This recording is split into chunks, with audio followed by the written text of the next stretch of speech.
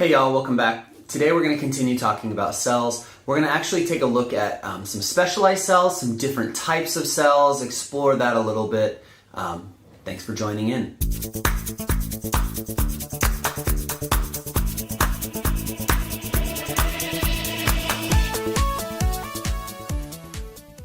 So, first thing we're going to talk about are specialized cells. So what do I mean by specialized cell? Well, a specialized cell is a cell that isn't our normal cell that we talked about last time when we talked about the eukaryotic, prokaryotic, and animals and plant cells, right?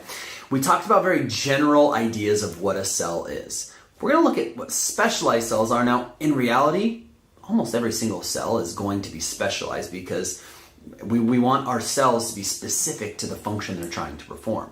Okay, but we're going to look at some of those really common cells that are specialized that are a little bit different for certain reasons. So first, let's take a look at some animal specialized cells. Now, if we think about an animal, we think about all the functions that an animal needs to have, and we think about how with those functions, the cells might need to be a little bit different, right? So for example, sperm cells, right? These are one of the gametes that we think about normally. Now, a sperm cell is very special in what it needs to do. It has one job. That one job is to deliver genetic material. So with the job of delivering genetic material, everything about that cell is going to be focused on being able to do that job. So some things that we're going to see some adaptations, some differences that are special to this cell. One of them has a long tail. That tail helps it be able to travel fairly quickly and efficiently and in a good way. It's going to have a lot of mitochondria. Now, think back to what we talked about last time. Mitochondria, they're the thing that are going to help take stored food and turn it into energy. If the only thing it's trying to do is deliver something, it needs energy to be able to travel. So it's going to have a lot of mitochondria. Okay? It's going to have a large store of genetic material. That's the whole thing it's trying to deliver. That's why we have the head in it, for it to be able to deliver that genetic material with a nice long tail that can travel quickly. If you look at the very top of it, it has a little bullet point almost, right? A little bit of a bulb, and it has enzymes that will help it be able to get inside the egg and deliver that genetic material. Another gamete, the egg cell, is also a specialized cell, right? It's a very large cell that's large because it needs to be able to have these sperm cells, multiple sperm cells, come and try and deliver the genetic material to it.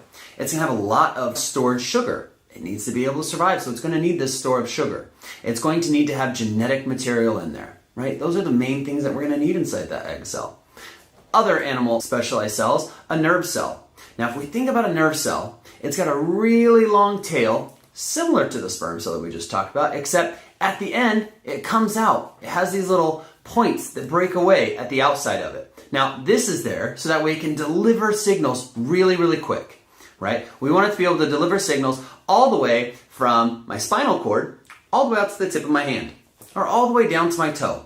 I need to be able to deliver a message all the way that way. So to do that, I want a really thin but really long tail that can travel all the way through my body to that point where I'm trying to deliver that message or where I'm trying to receive that message from, right? I need, at the head of it, I need a large head that can branch out so it can receive signals from multiple different spots, okay? Thinking about the tail again, if I look along that long tail, I have little wraps around it, right? This is myelin sheath. It's there to insulate it. So it's there to, one, help protect it a little bit, but mainly it's there to help speed up the delivery of whatever signal I'm trying to send along, right? So we talked about an egg cell. We talked about a sperm cell. We talked about a nerve cell. Let's think about some plant specialized cells. So in plants, we have a few cells that are very specialized, like the root hair cell. Now, stop for a second, because oftentimes people think root hair cell, it's going to be in your hair, it's going to be at the root of the hair. No, it's in the roots, and it is a hair on the roots. That's the easiest way to think about it, because it's found in plants. It's not found in animals. Now, if we think about this cell, it doesn't have one of those organelles that we talked about all plants having. It doesn't have chloroplasts. That's because if it's in the roots, it's not seeing any sunlight. So there's no reason to have chloroplasts, because it's not going to be doing photosynthesis. We're not getting any sun. We can't do any photosynthesis. It's going to have a very large surface area. If we think about why that might be, if we think about the roots, it's trying to pull in water from the soil. So having a very large surface area helps us be able to pull more water in. It's going to have some mitochondria in there, so that way we can move around the different nutrients we need for active transport. And it's going to have a very, very large vacuole. Remember, we talked about vacuoles being there to store sap in and all the nutrients and stuff. If this is where we're pulling in water, we're probably going to want to be able to store that until we can deliver it elsewhere. I can think about a palisade cell, right? Palisade cell, if I look at this, it's almost the exact opposite. We have chloroplasts everywhere.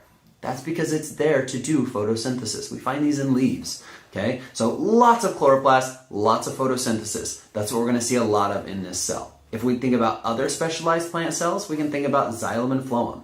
Now, the xylem and phloem, oftentimes we mix them up, but these are our delivery cells inside the plants, right? So a phloem allows things to flow down. So we're thinking about delivering of nutrients going down.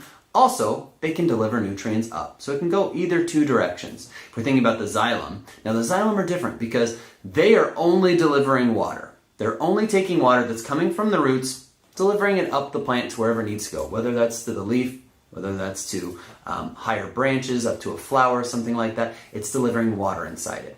So if these two different types of cells, their main job is to deliver nutrients, we can look and we can see their shape and structure. It gives them almost a channel to them to allow things to pass through them. All right, our last specialized plant cell is the guard cell.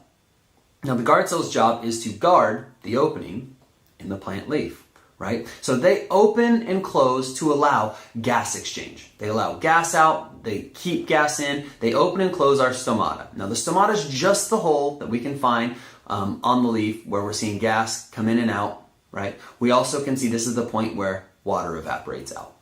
So if we look at them, they've got different surfaces on it. Main thing that we're thinking about them being able to do is to be able to pull in water to swell up or to take away water to be less swell up. That way we can open and close to allow gas in or out.